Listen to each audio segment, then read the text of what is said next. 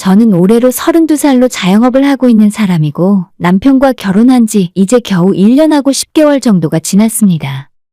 하지만 제 결혼 생활은 처음부터 지금까지 전부 속이 시커먼 사기에 불과했고 남편과 시어머니의 속셈을 알게 된 이상 두 사람을 손절하고 다신 얼굴 마주하는 일 없게 하는 것만이 답인 것 같네요. 저는 일찌감치 대학을 졸업하고 직장 생활보다는 제 장사를 하고 싶다고 생각해서 부모님께 창업자금으로 2천만 원을 빌렸습니다. 대학 다닐 때 4년 내내 식당과 카페에서 아르바이트했던 경험과 그때 모았던 500만 원을 보태 배달 전문 식당을 차렸어요. 돈이 부족했기 때문에 완전 뒷골목 중에서도 눈에 띄지 않는 건물에서 장사를 시작하게 되었는데 홀 영업은 도저히 무리였지만 오히려 그것 때문에 배달에 올인을 할 수 있었죠. 제가 식당과 분식집 주방에서 일해본 경험이 있어서 한식과 분식을 동시에 운영했고 커피 머신도 중고로 하나 구입해서 커피와 디저트도 따로 상호를 내고 팔았어요. 처음엔 정식으로 직원 구할 돈도 없어서 엄마도 나와서 도와주고 바쁜 주말에는 제 친구들도 일당을 받고 도와주러 종종 나왔는데 경험 삼아 시작했던 가게가 생각보다 장사가 잘 되었고 지금은 직원들도 여러 명을 쓸 정도로 바빠졌습니다. 제가 손님들께 제공하는 음식도 한식과 분식을 벗어나 파스타, 피자 같은 양식이나 족발, 보쌈에 얼마 전엔 삼겹살까지 사업자 등록을 해서 커다란 가게 하나에서 여러 가지 음식과 디저트까지 만들어 팔고 있습니다. 주방 공간은 하나지만 사업자는 여러 개인 그런 시스템이죠. 젊은 여자가 처음에 음식 장사를 한다고 하니까 주변에서 안 좋게 보는 시선들도 있었고 처음에는 직원을 저보다 나이가 많은 아주머니들로 구하다 보니까 분명 제가 사장인데도 무시하는 분들이 많이 있었어요. 음식 장사는 맛이라 생각해서 요리 경력 많은 아주머니들을 비싼 월급 주고 고용했더니 이렇게 하면 안 된다. 저건 저렇게 해야 한다며 제가 만들어 놓은 레시피를 마음대로 바꿔서 하는 바람에 음식 맛이 달라진다고 항의가 엄청 많이 들어왔었죠. 많은 시행착오를 겪고 지금은 아주머니들 내보내고 젊은 친구들 위주로 직원들을 구성했어요. 어차피 제가 소스나 재료 배합을 문서로 만들어서 직원들에게 교육을 하기 때문에 손맛이 중요한 장사는 아니더라고요. 덕분에 한 달 매출은 5천에서 6천 정도씩 꼬박꼬박 나오고 있고 이것저것 뗄 거 다 떼고 나면 저는 사장 몫으로 20% 정도 남겨가고 있는 것 같습니다. 장사하시는 분들은 아시겠지만 저도 주 6일을 일하고 있는 입장에서 생각보다는 돈을 많이 못 가져가고 있어요. 전부 재료비로 다시 재투자하고 직원도 넉넉하게 쓰다 보니 돈은 많이 남지 않는데 그 대신에 단골들도 늘어나고 남들 다 망하고 힘들다 하는 어려운 시국에서도 꾸준하게 매출이 나오고 있습니다. 엄청 많은 돈을 벌고 있는 건 아니지만 그래도 제 또래 회사 다니는 친구들에 비해서는 적지 않은 돈이고 24살 때부터 지금까지 일만 하고 돈 쓸 시간 놀 시간도 없이 살았더니 그동안 제 통장에는 돈이 차곡차곡 쌓여갔어요. 재테크의 재자도 모르고 식당에서 장사하고 일만 할 줄 아는 제가 그 돈으로 주식을 하겠습니까? 아니면 코인에 투자를 하겠습니까? 처음에 돈을 벌면 버는 대로 통장에 쌓아두고 신경도 못 쓰고 있었더니 부모님이 돈을 가만히 썩혀두지 말고 차라리 나중에 시집 갈 때 대비해서 집이라도 하나 사두라고 해서 28살 나이에 전세 끼고 6억 조금 못 되는 아파트를 하나 샀어요.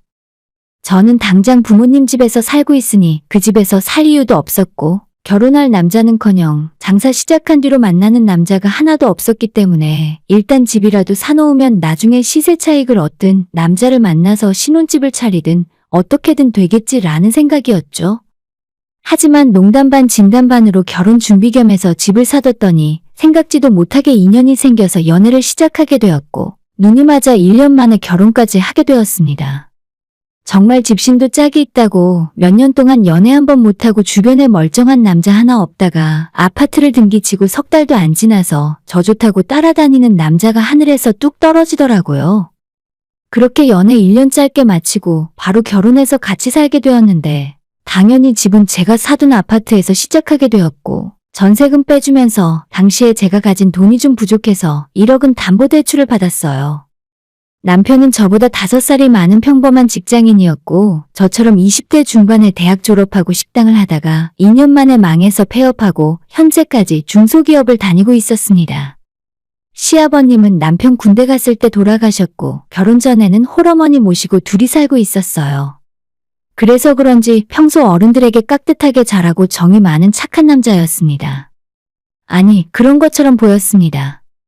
효자도 그런 효자가 없어서 저희 연애할 때 데이트하면서 맛있는 거 먹으러 가면 반드시 1인분은 추가로 포장해서 집에 계시는 어머님을 가져다 드리더라고요. 그 모습이 제가 볼 때는 나빠 보이진 않았지만 홀어머니의 효자 외아들이라면 대충 머릿속으로 상상되는 것이 있기 때문에 이 사람과 내가 결혼까지 할 수 있을까 싶었죠.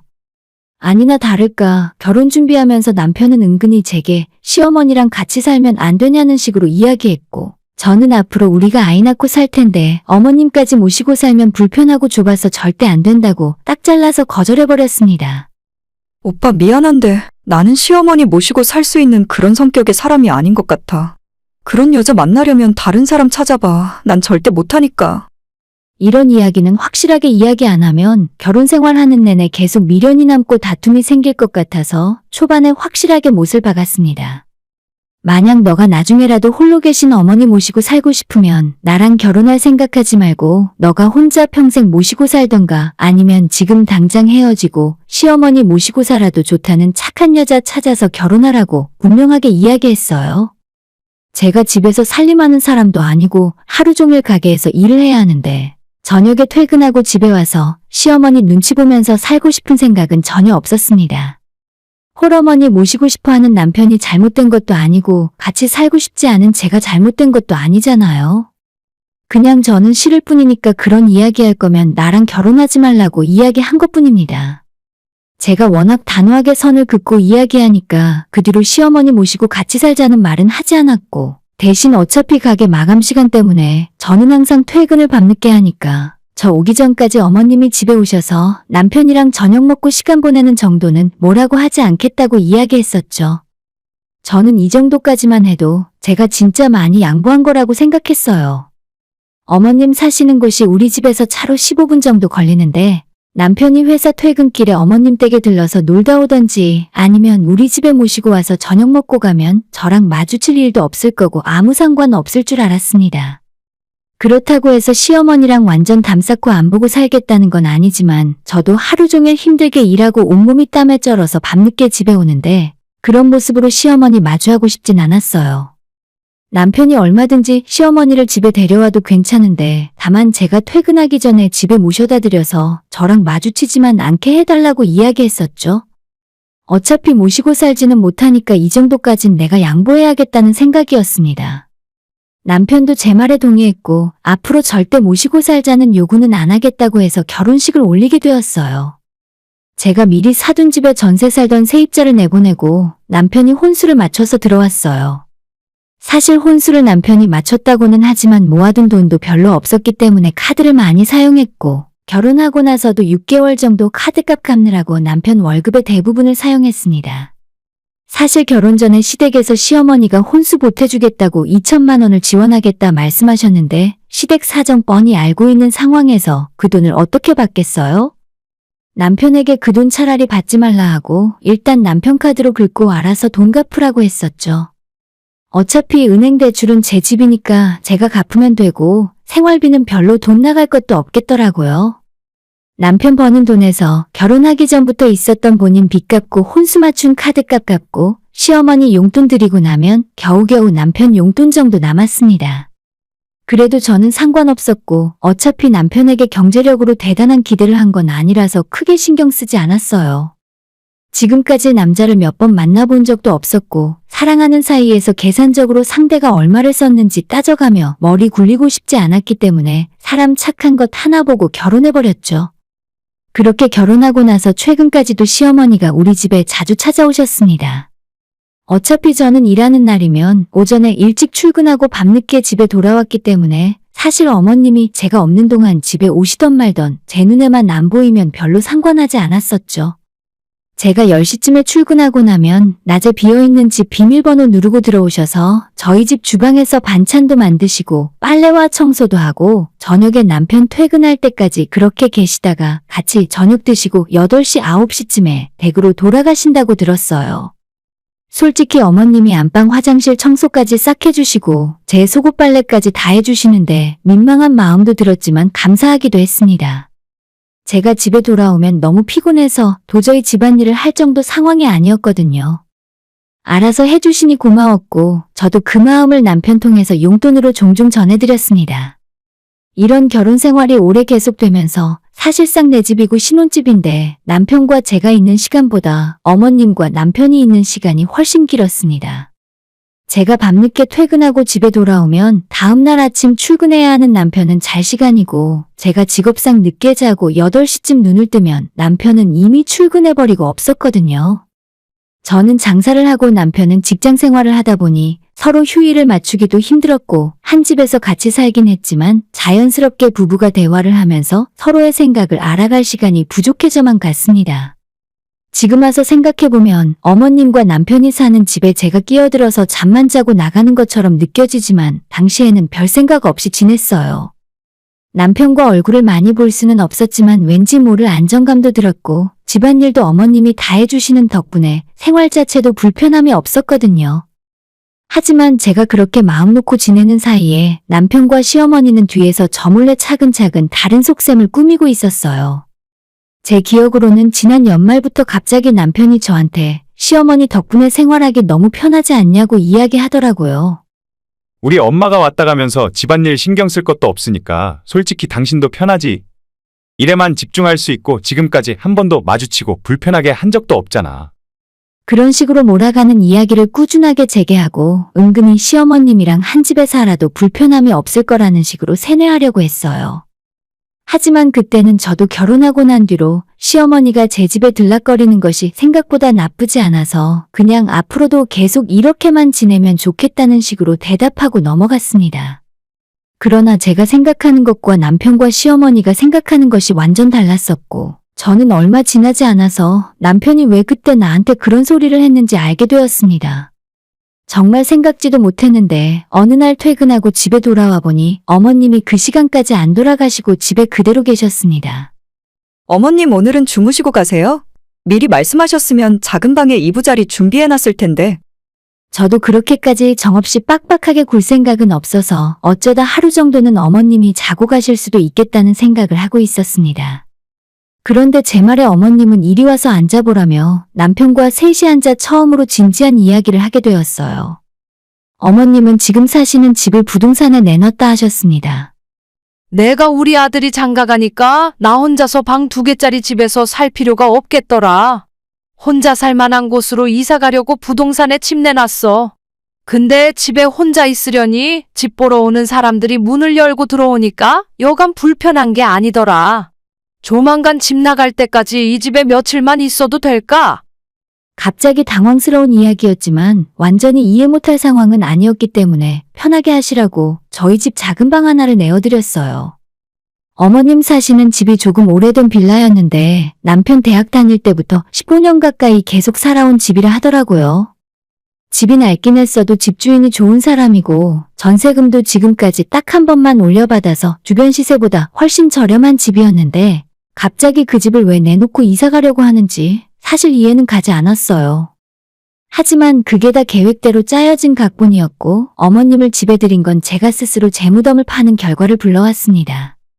어머님이 우리 집에 들어오시고 나서 가장 먼저 달라진 점은 퇴근하고 집에 들어왔을 때 어머님이 저를 반겨주셨고 오늘도 장사하고 일하느라 고생했다며 밥은 먹고 왔냐고 물어보시는 등 이래저래 신경을 많이 써주셨어요. 지금 생각해보면 제 눈치를 보고 계셨던 것 같은데 아무튼 아침 저녁으로 시어머니의 수발을 받으며 출근하고 퇴근했습니다. 아무리 잘해주셔도 역시나 시모는 시모라서 불편한 건 어쩔 수 없는 일이었고 하루라도 빨리 이사갈 집이 결정되어 어머님이 나가시길 바라고 있었죠. 어머님이 저희 집에 들어오고 보름 정도 지났을 때 퇴근하고 집에 와서 현관문을 열었는데 거실에 못 보던 가구가 보이고 이삿짐 파란 박스들이 쌓여 있었습니다. 이게 다 뭔가 싶었고 남편과 어머님에게 저게 뭐냐고 물어봤더니 남편이 하는 말이 어머님 집이 계약이 되어서 오늘 짐을 다 뺐고 대신 아직 살 집은 정해지지 않아서 당분간 이삿짐을 우리 집에 두고 있어야 할 것 같다 했습니다. 그전부터 조금 이상한 낌새는 있었지만 제가 바보도 아니고 어머님 이삿짐까지 우리 집으로 들고 들어오는 이 상황에서 뭔가 일이 잘못 돌아가고 있다는 걸 눈치 못 챌 정도로 멍청하진 않았어요. 결국 남편을 따로 불러서 어떻게 된 일인지 지금 사실대로 이야기하지 않으면 나중엔 절대 용서 안 할 거라고 이야기했더니 남편 하는 말이 가관이었습니다. 근데 우리 엄마랑 같이 살면 너도 편하잖아. 나도 엄마 혼자 사는 거 마음 아파서 더는 못 보겠어. 우리 엄마가 당신한테 얼마나 잘하시는지 이젠 알잖아. 시집살이 시킬 것도 아니고 기왕 이렇게 된 거 같이 살자. 설마 했는데 그 설마가 역시더라고요. 그때부터 남편과 제가 언성이 조금씩 높아지기 시작했습니다. 내가 결혼하기 전에 절대로 어머님이랑 합가하는 일은 없을 거라고 못을 박지 않았어? 어떻게 나한테 한마디 상의도 없이 당신 마음대로 이런 일을 정해? 남편은 매일 밤늦게 어머님을 집에 모셔다 드릴 때마다 마음이 너무 좋지 않았다고 하네요. 자기 엄마는 본인이 알아서 챙길 거라며 저는 그냥 지금처럼 모르는 척 지내면 된다는데 남편이 뭔가 잊은 게 하나 있는데 이 집은 99%도 아니고 완전 100%제 집이거든요. 제 돈으로 산 제 집이고 결혼하고 나서도 이 집에 대한 대출금이나 관리비까지 저 혼자 부담하고 있었어요. 남편의 벌이로는 시어머니 용돈 드리고 우리 부부 공동생활비 내고 나면 남는 돈도 얼마 없어서 제가 남편의 월급은 알아서 관리하라 하고 결혼하고 지금까지 신경도 쓰지 않았습니다. 애초에 결혼하고 한동안 본인 빚 갚고 할부로 혼수 구입한 거 갚느라 정신 없었거든요. 적어도 남편과 시댁 돈 한 푼 섞이지 않은 이 집에서 나에게 이래라 저래라 할 권리가 남편과 시모에게는 전혀 없었죠. 그렇게 안방에서 남편과 언성을 높이며 싸우고 있었는데 시어머니가 우리 부부의 싸우는 소리를 듣고 방문을 열고 들어오더니 갑자기 저를 혼내기 시작하셨어요. 야, 이년아, 너가 어떻게 나한테 이럴 수가 있니? 내가 지난 1년 동안 밥 해주고 빨래 해주고 청소하느라 들락거릴 때는 너도 좋다고 아무런 말 안 해놓고 이제 와서 같이 살자니까 나를 필요 없다고 내쫓으려고 해? 내가 니네 집 출장 파출부냐? 그럴 거면 차라리 나한테 돈이나 제대로 주고 부려먹었어야지. 오냐, 내가 나가줄 테니까 그동안 집안일 해준 거 한 달에 500만 원씩 쳐서 그 돈 내놓지 않으면 나도 한 발짝도 못 나가. 아니 애초에 제가 집안 살림 해달라고 어머님께 부탁드렸었나요? 저는 결혼할 때 남편에게 했던 말이 나 없을 때 어머님이 왔다 가시는 것까지 못하게 하진 않겠다고 나름대로의 호의를 베풀었잖아요. 내가 미쳤다고 어머님 끌고 와서 강제로 우리 집에 집안일 좀 나 대신해달라고 했겠습니까? 어머님이 아무 말이나 짓거리는데 남편이란 놈은 애매한 태도로 시어머니도 안 말리고 그냥 가만히 서 있기만 하더라고요. 내가 그 모습 보고 어처구니가 없어서 남편에게 한 소리 했어요. 내가 어머님 오시라고 했어? 당신이 모셔왔잖아. 어머님 인건비는 내가 아니라 당신이 드려야지. 며느리가 아니라 아들 밥 차려주고 아들 빨래 해준 건데. 라고 이야기했더니 남편은 여전히 꿀먹은 벙어리고 어머님이 또다시 대신 나서서 이 집이 네 집이라며? 내가 네 집안 살림 대신해줬지 이게 내 아들 집이냐? 이렇게 된 것이 전부 제 탓이고 제가 불쌍하게 혼자 사는 노인 데려다가 강제로 집안일 시키고 돈도 안 주는 나쁜 며느리라는 식으로 말씀을 하셨습니다. 저도 장사 몇 년 하면서 더러운 꼴 많이 보고 험한 일 많이 당해서 화내는 거라면 자신 있었지만 60도 넘은 어머님에게 차마 소리 지를 수는 없어서 대신 남편에게 소리를 질렀어요. 당장 너네 엄마 데리고 내 집에서 나가라고요. 너랑 이혼할 거고 나중에 서류는 보내줄 테니까 너랑 어머님 짐이랑 다 챙겨서 들고 나가라고 소리를 빽빽 질렀습니다. 그러자 남편은 어머님 집까지 다 빼고 왔는데 이제 와서 어디로 나가라는 거냐며 자기는 이혼당할 정도로 잘못하지 않았다며 버티고 어머님은 분위기 파악을 못했는지 한술 더 떠서 자기들은 둘이고 저는 혼자니까 집이 싫으면 저보고 나가라더군요. 나보고 나가라면 제가 못 나가고 쩔쩔매고 있을 것 같았나 보죠? 남편에게 지금이 마지막 기회라고 내가 짐 싸서 나가기 전까지 너네 엄마 내쫓지 않으면 너도 결국엔 이 집에서 나가게 될 거라고 이야기했는데 끝까지 저보고 자기 엄마 이해 좀 해달라고 같이 사는 게 뭐 어떠냐는 식으로 정신을 못 차렸습니다. 저는 말도 안 통할 것 같고 더 이상 시간 끌 필요도 없어서 간단한 옷만 챙겨 들고 그날 바로 집을 나와 친정으로 향했습니다. 엄마 아빠가 결혼한 딸내미가 한밤중에 짐 싸들고 집에 들어오니 깜짝 놀라며 무슨 일이냐고 물으시길래 이런 상황이라 남편과 이혼할 거라 말씀드리고 제가 알아서 하겠다고 했어요. 다음 날 날이 밝자마자 바로 부동산에 집을 전세로 내놨고 남편은 그 사이에도 계속 제게 카톡을 보내서 자기가 중간에서 잡음 없도록 잘할 테니까 한 번만 시어머니와 같이 살아보자며 눈치 없는 소리를 하더라고요. 답장도 하기 싫어서 그냥 가볍게 무시해버리고 출근해서 일을 하고 며칠 동안 있었는데 어느 날 낮에 시어머니가 제게 전화를 하셨습니다. 며느라, 이게 무슨 일이냐? 지금 집 보러 왔다고 사람이 찾아왔는데 너 설마 부동산에 집 내놨니? 라고 물어보시길래 집 내놓은 거 맞고 어머님도 빨리 서둘러서 아들이랑 새로 살 집 구해서 나가라고 했어요. 앞으로도 계속 안 나가시면 경찰에 신고할 거고 아드님이랑은 다른 이유가 아니라 어머님 때문에 이혼하는 거니까 진짜 두모자가 길바닥 나앉기 싫으시면 당장 내 집에서 나가서 집 구하러 다니시라고 했죠. 뭐 당연히 제게 독하다느니 자기가 돈 달라고 한 것 때문에 그런 거냐면서 그때는 잠깐 화가 나서 홧김에한 이야기일 뿐인데 이렇게까지 해야 직성이 풀리겠냐 하셨어요. 그러더니 이혼 생각은 하지도 말라며 그냥 어머님이 조용히 나가겠다고 하시더라고요. 하지만 그 말이 진짜 나가겠다는 말로 들리지도 않았고 본인이 이 정도까지 양보하는 소리를 했으면 너도 한 발 물러나서 잘못했다 하고 서로 같이 잘 살아보자는 말처럼 제게는 들렸습니다. 어차피 이번 일이 있고 나서 남편과 결혼 생활을 계속할 생각은 진작 사라졌거든요. 왜냐하면 어머님에게 폭언을 듣고 있는 저를 지켜주지는 못할 망정 그 상황에서 시어머니 편을 들고 있는 남편을 보니까 세상 오만정이 다 떨어졌습니다. 내 편을 안 들어주는 사람을 제가 왜 내 집에서 먹이고 재우면서 같이 살겠습니까? 어머님, 괜히 마음에도 없는 소리 하실 필요 없고 이제는 저한테 사과하실 필요도 없어요. 그냥 오늘 저녁에 어머님 아들이 퇴근하고 집에 오면 내일부터는 두 분 사실 집 알아보러 다니시면 돼요. 빨리 집에서 어머님 짐을 치워야 집이 나갈 것 같으니까 이번 주 안으로 꼭 부탁드릴게요. 라고 이야기하고 전화를 끊었습니다. 30분쯤 지나서 이번엔 어머님이 아니라 남편에게 전화가 오더니 진짜 이혼할 생각이냐고 저보고 너무 이기적인 사람이라며 돈밖에 모른다는 식으로 이야기하는데 그냥 웃기지도 않았어요.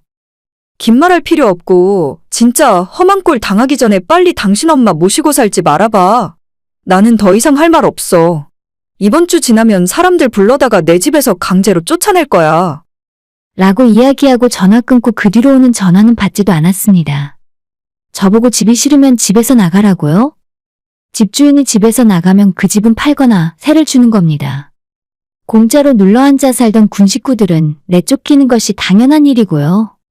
그리고 또다시 며칠 뒤에 남편에게 전화가 와서 시어머니가 가진 돈으로 구할 수 있는 집이 마땅한 게 없다 하소연을 하는 겁니다. 원래 시세보다 싸게 살고 계시던 집을 빼면서 그 집엔 이미 다른 사람이 들어와서 살고 있고 가진 돈이 부족해서 비슷한 집을 구할 수도 없는 상황이랍니다. 저보고 상황을 좀 봐달라고 하는데 제가 그럴 이유가 하나도 없잖아요? 너가 전세 대출을 받던지 아니면 월세방을 구해서 살던지 그걸 나한테 이야기하지 말고 알아서 하고 반드시 주말까지 집을 싹 비우라고 못을 박았습니다. 그렇게 이야기했지만 안 나가고 버틸 걸 알고 있었기 때문에 월요일 아침에 이사업체와 함께 찾아가 보니 현관문 비밀번호를 바꿔놨더라고요. 제가 마스터키를 갖고 있다는 사실은 전혀 모르고 있었나 봐요. 못 들어오게 비밀번호까지 바꾼 것이 너무 괘씸해서 정말 제대로 복수해줘야겠다 싶었죠. 마침 어머님은 외출을 하셨는지 집에 안 계셨고 저는 이삿짐 센터 아저씨들이랑 집에 들어가서 제 짐과 어머님 남편 짐을 집에서 모두 빼버렸습니다. 제 거는 따로 빼서 친정집으로 가져가기로 했고 남편과 시어머니 짐은 일단 이삿짐 센터에 있는 임시 보관 창고로 들어가게 되었죠. 남편이 해온 냉장고 세탁기 같은 혼수부터 시작해서 어머님이 가지고 들어온 짐까지 싹 다 포장해서 가지고 나갔어요. 거의 일이 마무리되었을 때 어머님이 집에 오셔서 텅 비어버린 집을 보시고는 이게 대체 무슨 일이냐며 저를 붙잡고 통곡을 하기 시작했습니다. 저는 자세한 이야기는 나중에 아드님에게 들으시라 하고 어머님을 내쫓고 현관 비밀번호를 바꿔버렸어요. 마스터키는 저만 갖고 있기 때문에 비밀번호를 바꿔버리면 남편이랑 어머님은 더 이상 집에 들어올 방법이 없는 상황이었죠. 집에 가려고 나왔는데 엘리베이터 앞에서 기다리고 있던 시어머니는 제 바지가랑이를 붙들며 울고불고 난리가 났습니다. 뿌리치고 집에 가는 길에 남편까지 전화를 하더니 어떻게 너가 이럴 수가 있냐고 하길래 빨리 집 구해서 이삿짐 센터에 보관 비용 치르고 너네 두모자 짐 찾아가라고 말했죠. 남편도 이제 더 이상은 저랑 못 살겠다 생각했는지 며칠 뒤에 만나서 같이 이혼서를 쓰고 결국 그렇게 결혼 생활을 끝내게 되었어요. 서류 접수까지 다 끝나고 저는 다시 일을 하러 가게로 돌아가려는데 마지막으로 남편이 제게 너가 쫓아내고 우리가 지금 어떻게 살고 있는지 알기나 하냐고 묻길래 그냥 한마디 해줬습니다. 그걸 내가 왜 알아야 하는데? 길바닥에서 박스를 깔고 지내던 말던 나랑 이제 상관없는 일이잖아. 모든 일이 다 끝난 지금 다시 생각해도 남편이 정말 무슨 생각으로 시어머니를 막무가내로 집에 데려왔는지 모르겠어요. 일단 데려오기만 하면 어떻게든 되겠지라고 생각했던 걸까요? 세상에 이딴 식으로 합가를 하는 사람이 어디 있습니까? 어떤 며느리가 기왕 이렇게 된 거 마음 맞춰서 잘 살아봅시다 하면서 그냥 넘어가겠어요? 진짜 상식 밖의 사람들이고 남편이 효자인 것은 진작 알았지만 이 정도로 생각이 없을 줄은 몰랐어요. 결혼하기 전에 주변에서 효자랑 결혼하면 피곤하다고 할 때도 부모님에게 잘하는 건 당연한 거 아닌가 생각했는데 이래서 그런 말들을 나한테 하셨구나 싶었습니다. 아무튼 이젠 다 끝났고 그 집은 정말로 다시 전세를 주고 저는 친정부모님 집에서 같이 살고 있습니다. 결혼이라는 건 아직 제게 좀 이른 것 같아요. 지금은 열심히 일을 할 때고 나중에 진정으로 저와 생각도 비슷하고 마음 맞는 사람 만나게 된다면 그때 다시 생각해봐야죠. 적어도 이번 일을 계기로 효자는 만나고 싶지 않아진 것 같아요. 오늘의 사연은 여기까지입니다. 구독과 좋아요, 알람 설정 부탁드려요. 다들 행복하시고 좋은 하루 되세요.